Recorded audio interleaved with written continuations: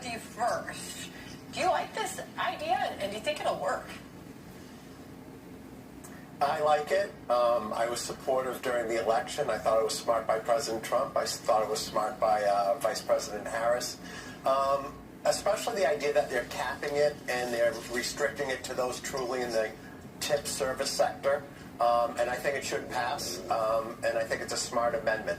He has a very animated pitch for this from Las Vegas on Saturday, Steve. Here was President Trump. Listen.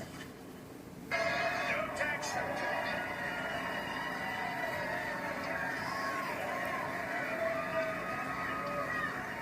So if you're a restaurant worker, a server, a valet, a bellhop, a bartender, one of my caddies, I go through caddies like candy. If I play badly, I always blame my caddy.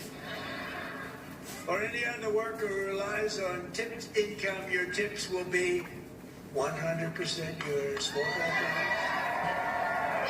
As a former caddy myself, Steve, I will tell you, all golfers blame their caddy.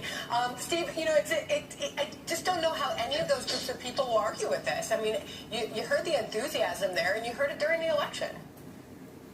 So, Sandra, were you carrying one bag or two bags? Two.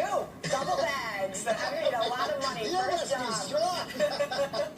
So, my first job, by the way, was I was a car valet. I was 17 years old, and, you know, we would park cars, and we'd get, you know, sometimes $1 or $2 tips, and sometimes we'd even get a $5 tip. What I think, look, I agree with what Robert just said. I would simply say that I think the only way this works is to basically say cash tips. So if you're paid to cash, and you're stuffing, you know, $40 or $50 in your pocket at night, you shouldn't have to pay a tax on that. I think that the way they're setting it up is there would be a certain amount of tips that would be tax deductible. I think that's a good way to do it. And I liked what that weight